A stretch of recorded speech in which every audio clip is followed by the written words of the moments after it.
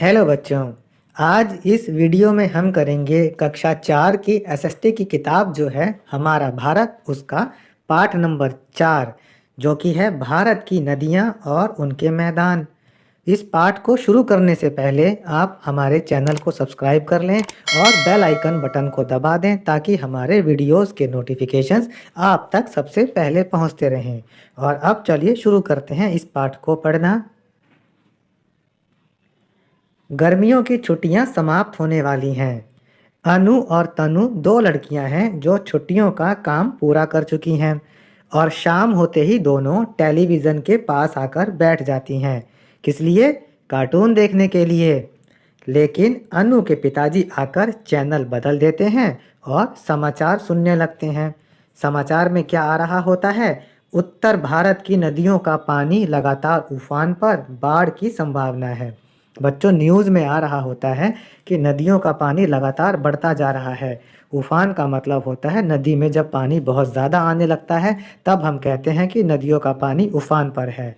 और जब नदियों में बहुत ज़्यादा पानी आ जाता है तब वह पानी नदी के किनारों से आगे बढ़ कर के आसपास की जगह पर बह जाता है और आसपास की चीज़ें उसमें डूब जाती हैं। ऐसी स्थिति को ही हम बाढ़ कहते हैं। अब देखिए, इस तरह के समाचार दोनों को झकझोर देते हैं। दोनों यह समाचार सुनकर के परेशान हो जाती हैं और उन्हें समझ में नहीं आता कि 1 महीना पहले जो नदियाँ बिल्कुल सूखी थीं, अचानक बाढ़ की स्थिति में कैसे बदल गईं। अब वो सोचने लगती हैं कि 1 महीने पहले तो इन नदियों में पानी बहुत कम था, लेकिन फिर अचानक बाढ़ जैसी हालत कैसे हो गई है। दोनों प्रश्नवाचक दृष्टि से पिताजी की ओर देखने लगी और फिर वो दोनों अपने पिताजी की ओर देखने लगी। उनकी उत्सुकता को देखते ही उनके पिताजी उन्हें पहाड़ों, नदियों व मैदानों के बारे में बताने लगे।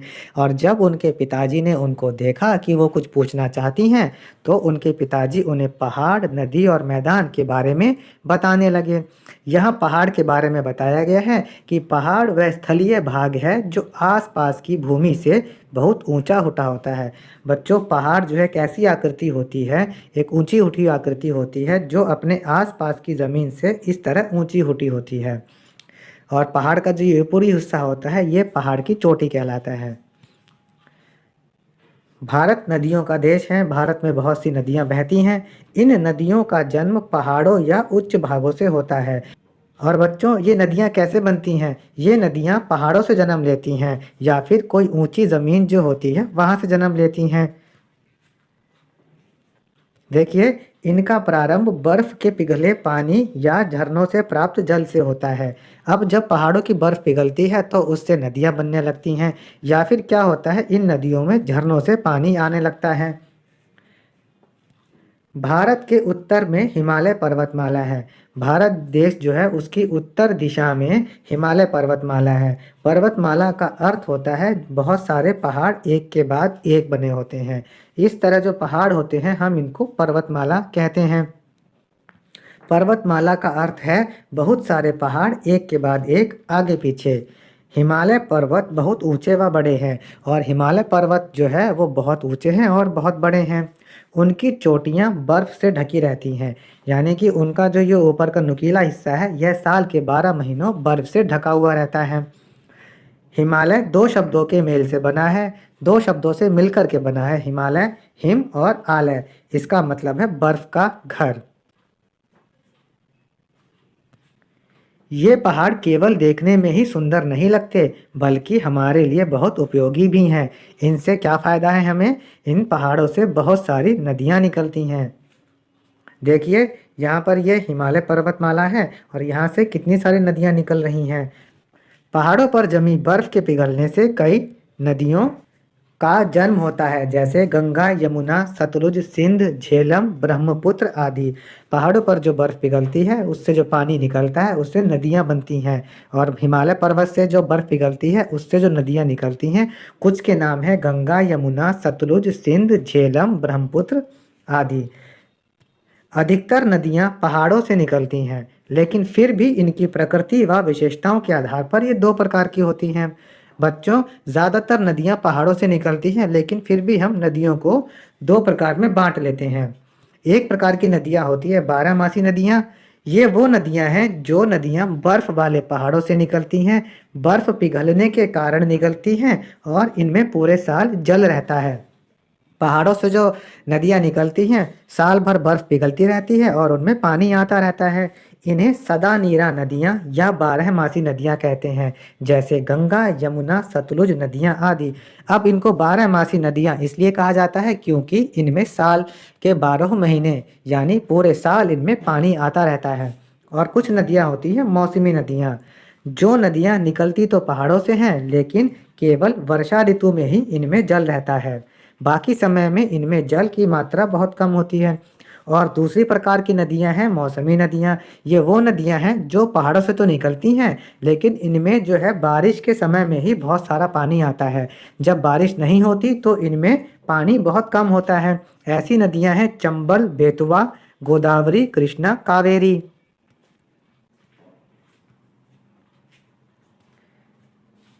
जब ये नदियाँ पहाड़ों से निकलती हैं तो इनकी गति यानी बहाव बहुत तेज़ होता है।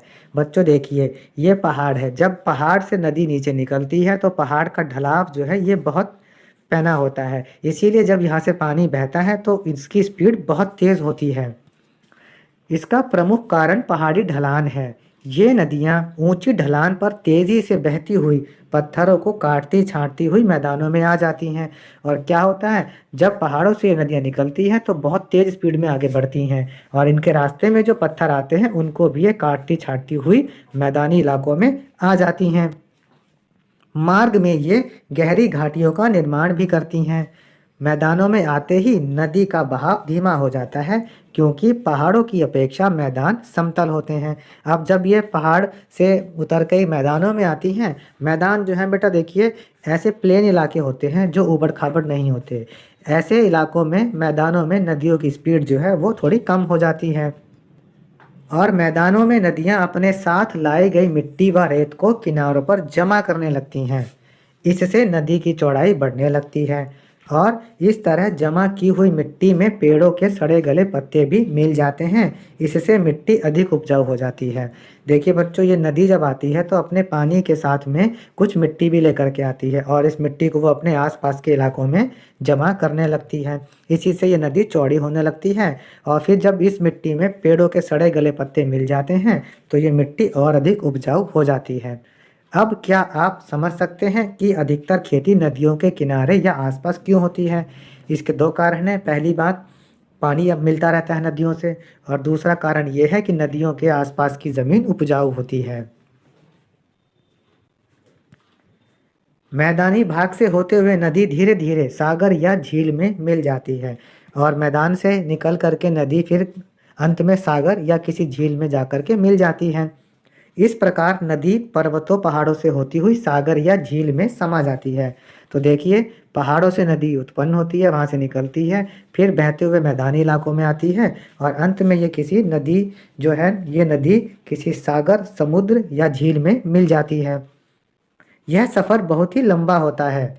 इस सफ़र में नदी कई गांवों, शहरों और देशों को भी पार करती है, क्योंकि नदियाँ जब बहती हैं तो कई सारे शहरों से होकर के गुजरती हैं।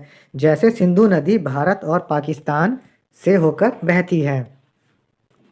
मैदानों का निर्माण। अब देखते हैं कि मैदान कैसे बनते हैं।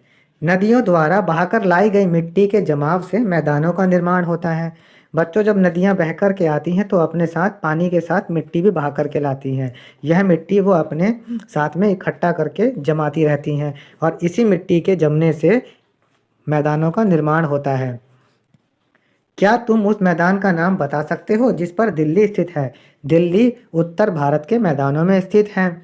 उत्तर भारत में स्थित उत्तरी मैदान पंजाब, हरियाणा, उत्तर प्रदेश से होते हुए बंगाल व बिहार राज्य तक फैला है। यह मैदान समतल है और सिंधु, गंगा व उनकी सहायक नदियों द्वारा बहाकर लाई गई मिट्टी के जमाव के कारण उपजाऊ भी हैं। उत्तर भारत का जो मैदान है, यहाँ पर सिंधु, गंगा और उनकी सहायक नदियाँ मट्टी बहा कर लाती हैं, जिससे वो बन गया है। सहायक नदियाँ वो नदियाँ होती हैं जो मिलकर के एक बड़ी नदी में मिल जाती हैं। अब देखिए, मैदान मानव के रहने के लिए सबसे उपयुक्त क्षेत्र है। बहुत अच्छी जगह है हमारे रहने के लिए, क्योंकि मकानों के बनाने के लिए और खेती के लिए यहाँ समतल और उपजाऊ भूमि होती है। यह ज़मीन समतल होती है, प्लेन होती है, ऊबड़ खाबड़ नहीं होती, तो यहाँ पर हम आराम से रहते हैं। और उपजाऊ होती है, इसलिए यहाँ पर हम फसल भी कर सकते हैं। इसलिए यहाँ की जनसंख्या बहुत अधिक होती है और यहाँ पर बहुत सारे लोग रहते हैं। यहाँ के अधिकतर लोग खेती करते हैं। नदियों के किनारे कई बड़े बड़े नगर बसे हुए हैं, जैसे गंगा नदी के किनारे इलाहाबाद, वाराणसी, पटना व कोलकाता, और यमुना नदी के किनारे दिल्ली और आगरा।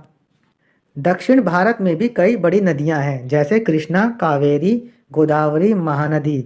पूर्वी तट पर बंगाल की खाड़ी में गिरने से पहले डेल्टा बनाती हैं। और ये जो नदियां हैं ना, ये पूर्वी तट पर बंगाल की खाड़ी में गिरती हैं।